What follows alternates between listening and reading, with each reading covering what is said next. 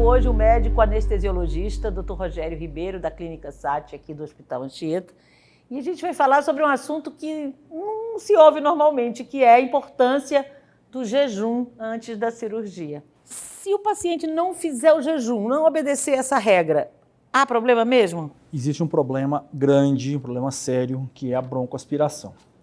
Às vezes o paciente pensa que nada pode acontecer, mas a broncoaspiração é uma doença grave, potencialmente fatal, o paciente pode morrer por conta disso, que é quando o conteúdo do estômago, seja ele sólido, líquido, volta pelo esôfago e cai na traqueia, e o paciente então faz com que aquilo no seu pulmão traga uma reação inflamatória e às vezes até infecciosa, uma pneumonite, depois uma pneumonia hospitalar com todas as suas gravidades e até mesmo chance de óbito. O paciente tem que fazer jejum de líquido e sólido, obrigatoriamente em todas as cirurgias?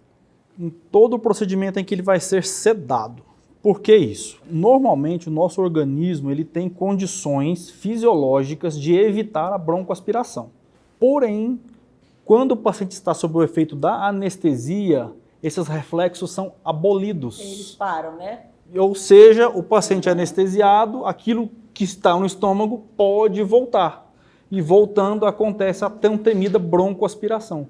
Por isso, a importância do jejum nos pacientes que vão ser submetidos a algum tipo de procedimento anestésico, seja ele qual for, uma sedação, uma raquianestesia, anestesia geral, o que quer que seja. Então, esse tempo nunca é o mesmo para qualquer alimento. Por exemplo, uma alimentação sólida, uma alimentação mais farta, um almoço, por exemplo, um café da manhã mais vigoroso, nós precisamos de pelo menos 8 horas, porque você tem sólido, e junto com esse sólido você tem vários tipos de alimento, gordurosos, proteína, cuja digestão é mais lenta.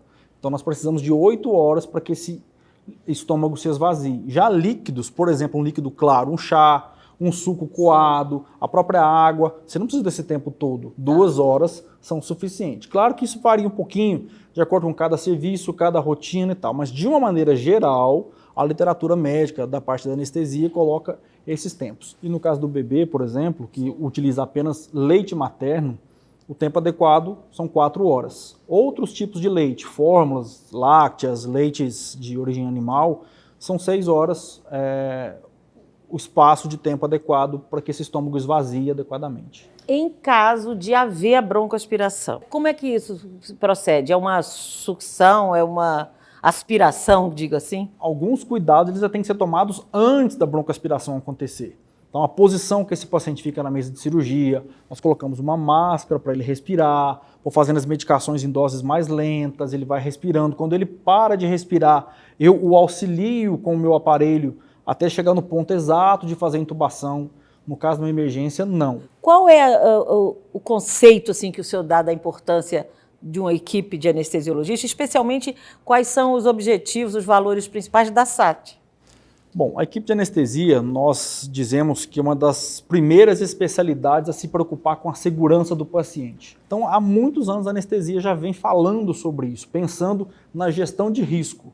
E o jejum nada mais é do que isso. Se eu sei que o paciente de estômago cheio ele tem um risco maior, por que eu não vou fazer isso? E uma coisa que nós pregamos muito na nossa equipe hoje é essa questão na excelência de processos, no cuidado centrado no paciente, pensando justamente nas questões de segurança. Doutor Rogério, já escutei a expressão abreviação do jejum. O que é isso? Abreviação do jejum, isso não é tão recente assim, mas alguns serviços, muitos serviços, aliás, começou a se pensar em abreviar cada vez mais esse tempo de jejum. Não é permitir que se coma antes da cirurgia. É se respeitar o tempo de jejum, conforme eu falei, 8 horas para sólido, porém 3 horas antes ou até 2 horas antes do procedimento, o paciente fazer o uso de uma ingestão de algum tipo de líquido, geralmente um líquido rico em carboidrato. Com isso, vai diminuir a sede, vai diminuir a ansiedade, melhora a satisfação do paciente, ele fala, poxa, não estou mais sofrendo aquela sede, aquela boca seca, sem contar a melhora clínica dele, menor náusea, menos vômito, e é uma coisa que nós já começamos a trabalhar aqui no Hospital Anchieta. Então, o paciente que vai operar, ele já tem essa orientação no nosso ambulatório, do que ele pode comer, até que horas ele vai se alimentar e fazer a ingestão dessa substância, por exemplo, quando estiver saindo de casa. Uma cirurgia eletiva, está saindo de casa, já faz ingestão, no caso do adulto, 200 ml de uma substância líquida. Ajuda muito. E ajuda muito, melhora todo esse processo de qualidade, fora os benefícios clínicos para a própria cirurgia dele.